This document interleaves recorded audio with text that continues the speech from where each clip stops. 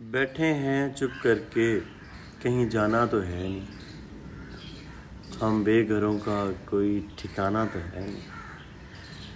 किसे चाहते हैं, क्यों पूछते हो? हमने बताना तो है नहीं।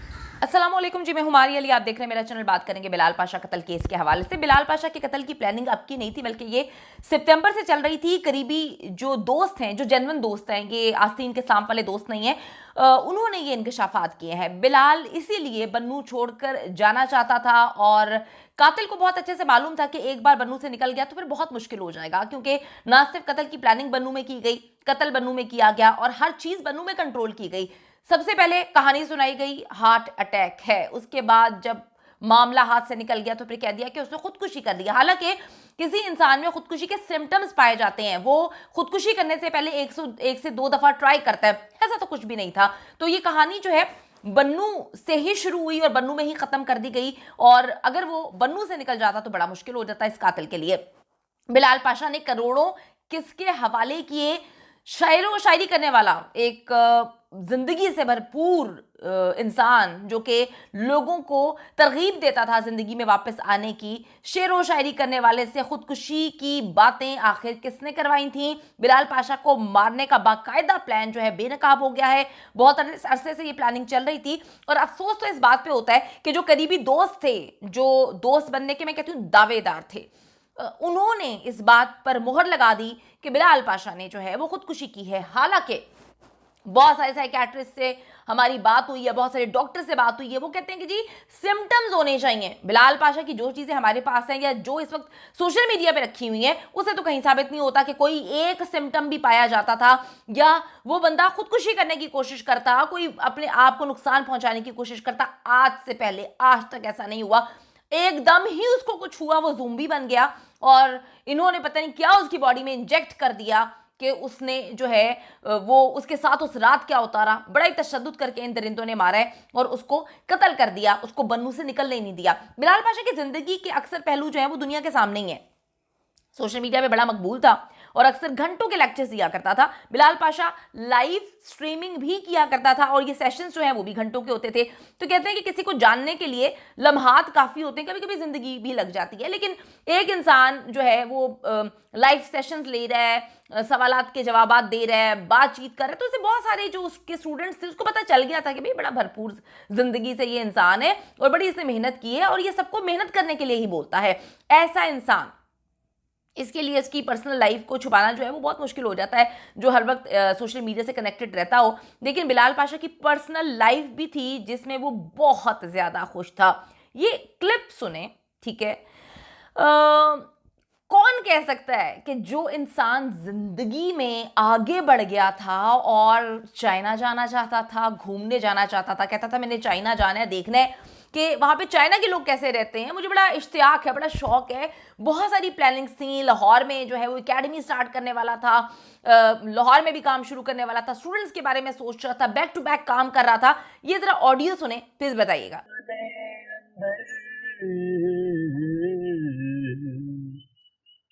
मैनू माही मिलिया ते मैं गल विच पा लिया बावां, डर दी मारी अख ना खोला, किते फिर विछड़ ना जा। यार ते तेरे अंदर वसदा, तेनू एवें ही पैण भुलेखे, गुलाम फरीदा ओथा की बस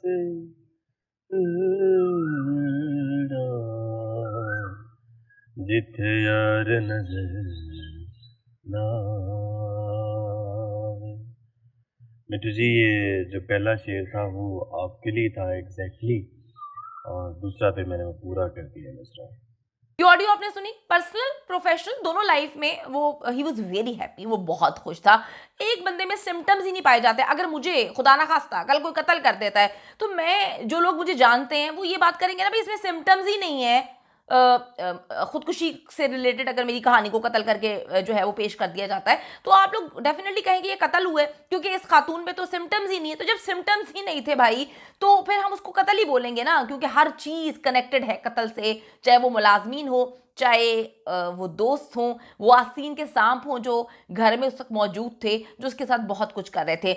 उसके करीबी दोस्तों, फैमिली, स्टूडेंट्स जो उसके अपने हैं, उनका मुत्तफ़िका फैसला है कि पाशा जो है वो खुदकुशी बिल्कुल भी नहीं कर सकता है। वो अपने लेक्चर्स में लोगों को मोटिवेट किया करता था। वो बताता था कि जी मैंने बहुत मुश्किल वक्त काटा है, हिम्मत नहीं हारनी। अगर मेरे जैसा इंसान जिस बैकग्राउंड से आकर वो यहाँ पर एक पोजीशन पे बैठ सकता है, तो आप लोग क्यों नहीं कर सकते। तो इस वक्त अगर मैं अभी की करंट सिचुएशन को हम डिस्क्राइब करें, जब उसको कत्ल किया गया उस वक्त वो प्रोफेशनली स्टेबल था, 30 साल का एक इंसान, इतना माशाल्लाह कामयाब था, फाइनेंशियली बड़ी रकम इन्वेस्ट कर चुका था, दूसरी शादी की तैयारियां कर रहा था, अपने पाकिस्तान से बाहर ट्रिप्स प्लान कर रहा था, मुख्तलिफ जगहों पे इन्वेस्ट कर रहा था, लेक्चर्स के उसको माशाल्लाह बड़े पैसे मिलते थे, हर तरह से ही वॉज रियली मतलब अगर आप किसी को बोलें कि कोई आइडियल जो है पर्सनैलिटी थी, तो वो पाशा थी। वो हर तरह से बुरा वक्त काट चुका था। 30 साल में वो अचीव कर पाया था जो बहुत सारे लोग नहीं कर पाते। तो जो बुग़्ज़ और बेगैरती जो अंदर तकलीफ लेकर बैठे हुए थे, ये जो दोस्त हैं, मैं क्या कहूँ इन दोस्तों के बारे में। इस बन्नू के इलेक्शंस में बड़े ही दिलो जान से मगन है। बन्नू के इलेक्शंस की कैंपेन चला रहे हैं कि भाई हमें पोजीशन मिल जाए, हमें ये मिल जाए। उनका दोस्त कत्ल हो चुका है और मेरे ख्याल में मिली भगत से ही कत्ल हुआ है, उसका कोई लेना देना नहीं है। इलेक्शंस की फिक्र है कि जी इलेक्शंस जो है ना, वहाँ पे हम लोग बढ़ चढ़ के हिस्सा लें, हम पता नहीं क्या कुछ करते हैं, लेकिन बिलाल पाशा की फिक्र नहीं है, जो हमें बहुत सारी चीज़ों की तरफ जो है वो पॉइंट आउट करती हुई बताती है। वो बताता था कि जी मैंने बड़ा मुश्किल वक्त काट चुका हूँ और अब तो मेरी ज़िंदगी जो है वो इतनी स्टेबल थी, तो अब इतनी अच्छी ज़िंदगी होने के बावजूद वो अपनी ज़िंदगी का खात्मा अभी करेगा, यानी कि पहले उसने किया नहीं, अभी कर लिया। वाह क्या कहने हैं। बिलाल पाशा के करीबी सब बहुत अच्छे से जानते हैं कि पाशा को कत्ल किया गया है, उसको मार दिया गया है। और मैं आपको बताऊं कि जब हम इस पर काम करते हैं, हमारी चीज़ें हमारे सामने आती हैं, बार बार हम बन्नू में जाके फंस जाते हैं। और बन्नू में वो जो इतने मुलाजमीन थे, उनके कानों में किसी ने मेरे ख्याल में रुइयाँ डाल दी थी, उनकी आंखों में सीसा पिघला के डाल दिया था। और वो मुलाजिम जो कि इनके बेस्ट फ्रेंड का भांजा था, यानी कि वो बेस्ट फ्रेंड जिसको 1 महीने बाद याद आ गया है कि बिलाल पाशा का कत्ल हुआ, 1 महीने से वो मुंह में दही जमा के मेरे ख्याल में गाँव की मस्जिद में ऐलान करते फिर रहे हैं कि पाशा जो है वो शहीद हो गया। हालांकि आवाज़ उनको उठानी चाहिए मुख्तलिफ प्लेटफॉर्म्स पे। तो उनको अजी कल हमने बताया कि उनका भी थोड़ा सा उनको कोई हिम्मत आई, हिम्मत तो खैर नहीं आई, मफाद ही होगा। 2 करोड़ उन्होंने लिया हुआ था जो 3.5 करोड़ में तब्दील हो चुका था। उन्होंने पाशा को यही बताया था कि जी बिजनेस जो है वो जिसमें इन्वेस्ट किया है वो 3.5 करोड़ हो चुका है तुम्हारा। उसके बाद उन्हीं का भांजा जो है बिलाल पाशा के साथ 24/7 था, जिसकी ड्यूटी थी हर 2 घंटे बाद दरवाजा बजाकर पाशा से पूछने की कि तुम्हें क्या चाहिए। वो भी वहां पर अंधा बहरा हो गया था, उसको भी कुछ नजर नहीं आया। मुझे ऐसे लगता है कि कोई जो है ना, कोई सुपर पावर आ गई थी वहां पे और उन्होंने आके उन पे जादू कर दिया। इनके पास अब यही रह जाएगा, बाद में जादू टोना कर दिया कि इनको नजर आना बंद हो गया, इनके कान जो है उसमें शीशा डाल दिया। इनको कुछ भी समझ नहीं आई कि बिलाल पाशा के साथ हुआ क्या। जो सबसे पहले जाते हैं उनकी अपनी कहानी, यानी कि बिलाल पाशा जिस 8 कनाल के घर में रह रहा था, वो घर कहानियों से भरपूर है। अजीब सी बात है, जो मुलाजमीन वहां पे हैं वो पाशा को अंदर उसके कमरे तक जाके निकाल नहीं रहे। एक उनका दोस्त आता है, दोस्त आके नई कहानी सुना देता है, वो हार्ट अटैक की कहानी सुनाता है, फिर अजीब सी कहानी सुनाते हैं। इतना कुछ उसकी बॉडी के साथ किया, इतना इंजेक्ट किया उसकी बॉडी में, पता नहीं क्या कुछ डाला इन्होंने ताकि पोस्टमार्टम इन लोगों के मुताबिक आ जाए। बन्नू में इतना कुछ हुआ है, लेकिन सारी प्लानिंग के साथ हुआ है, क्योंकि एक गवर्नमेंट एम्प्लॉय को बुरी तरह से कत्ल कर दिया जाता है और सारे के सारे इन्वॉल्व हैं। डेफिनेटली जिस जगह पे वो काम करता था वहां पे कोई झूठी रिपोर्ट इन्होंने तैयार करवाई होगी, या इन्होंने उस सिनेरियो को, उस सारे माहौल को ऐसा झूठा बनाया होगा कि इनका झूठ जो है वो दुनिया को सच लगना शुरू हो जाए। अच्छा जी, कत्ल करने वाला मैं आपको बताऊं कि इतना करीबी है कि घर वाले भी मुंह खोलने से घबरा रहे हैं। मुझ तक मैसेजेस जी डेली पहुंचाए जा रहे हैं कि एक बेटे से महरूम हो चुके हैं, ठीक है, बाकियों को भी क्या ख़त्म कर डालें हम। जिब्रान नासिर जैसा बड़ा वकील किसी तारुफ का मोहताज नहीं है, उसके क्रेडिट पे बहुत सारे केसेस हैं, वो चुप नहीं रहता, वो हमेशा गलत के लिए जो है वो देखकर चुप नहीं रहता, सही के लिए आवाज उठाता है, चाहे उसके बाद उसको जितना मर्जी प्रॉब्लम्स क्यों ना फेस करनी पड़े। डेफिनेटली अगर उन्होंने अप्रोच किया था बिलाल पाशा की फैमिली को कि मैं ये केस लड़ना चाहता हूं, तो उनका होमवर्क होगा, और उनका होमवर्क डेफिनेटली यही कहता होगा कि ये सुसाइड तो नहीं हो सकती ना। अगर सुसाइड होती तो जिब्रान नासिर साहब ये केस के लिए अप्रोच क्यों करते? उनको जी मना कर दिया बगैर फीस के, जी वो केस लड़ने के लिए तैयार थे, फैमिली ने इनकार क्यों किया, ये बहुत बड़ा सवाल है। और फीस की बात है, बिलाल पाशा इतना छोड़ के गए हैं कि वो बहुत सारे वकील जो हैं वो खड़े कर सकते हैं, वकीलों की एक जो है टीम खड़ी हो सकती है। बिलाल पाशा इतना कमाकर छोड़ कर गया है, बिलाल पाशा बहुत कुछ छोड़ के गया है। तो कहने का मकसद ये है कि केस ही नहीं लड़ा गया। ये सब साबित करता है कि बिलाल पाशा के करीबी दोस्त और कुछ फैमिली मेंबर्स हकीकत बहुत अच्छे से जानते हैं, लेकिन खामोश बैठे हुए हैं। और पाशा जहां भी है वो इनको देख रहा है, उस वक्त भी वो देख रहा होगा। मैंने सुना है अपनी नानी से कि जब इंसान की डेथ हो जाती है तो कुछ देर तक वो अपनी आंखों से वो सब कुछ देख रहा होता है। उसने क्या कुछ देखा होगा, उसने कितना कुछ देखा होगा, उसने किस किस का असल और भयानक चेहरा देखा होगा। इंसान बोल नहीं सकता, लेकिन डेफिनेटली अल्लाह सब कुछ देख रहा है।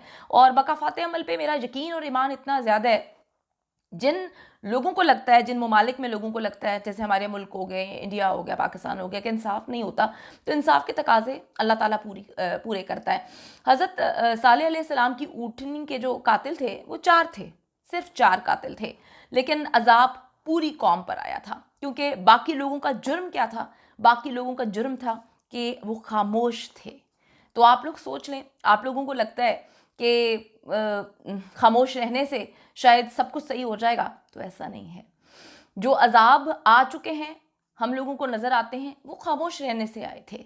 और मैं एक बात जानती हूँ कि गुनाह करने वाले के साथ चुप रहने वाला, उसका साथ देना चुप रह के साथ देना ही होता है, वो भी गुनाहगार के इक्वल ही आके खड़ा हो जाता है। तो हम लोगों को सोचना चाहिए कि हम लोग क्या कर रहे हैं। आज बिलाल पाशा को कत्ल कर दिया, कल आपके बच्चे भी हो सकते हैं, कल को कोई भी हो सकता है। तो बिलाल पाशा के लिए आवाज़ उठाइए। चीफ जस्टिस ऑफ पाकिस्तान से 100 मोटो की डिमांड कर रही हूँ। आर्मी चीफ से हम डिमांड करते हैं कि कैंट जैसे सेंसिटिव एरिया में एक पाकिस्तान का बहुत ही काबिल ऑफिसर, एक पूरी मुनज़्ज़म प्लानिंग के साथ उसको कत्ल किया गया, उस कत्ल को खुदकुशी का रंग दिया गया, झूठ बोला गया, फ्रॉड किया गया। बन्नू पुलिस ने क्यों झूठ बोला, किसके कहने पे झूठ बोला, उसको क्या इंजेक्ट किया गया था, पोस्टमार्टम में क्या आया, जिस जगह पे वो एम्प्लॉय मतलब था, जिस डिपार्टमेंट का, उन्होंने क्यों मज़ीद तहकीकात का मुतालबा नहीं किया। हम डिमांड करते हैं कब्रकुशाई और इन्वेस्टिगेशन। बन्नू में कोई भी बंदा इस इन्वेस्टिगेशन में शामिल ना हो, हम ये चाहते हैं। और उसके जो कातिल हंस रहे हैं सिर्फ बैठ के, मैं आपको सिर्फ इतना कहना चाहती हूँ, शायद आप यहाँ पर बच जाएं, लेकिन एक बात याद रखें, ऊपर वाले ने 24/7 कैमरा लगाया हुआ है। आपको लगता है कि आप बच सकते हैं? नहीं, मकाफात अमल अटल है।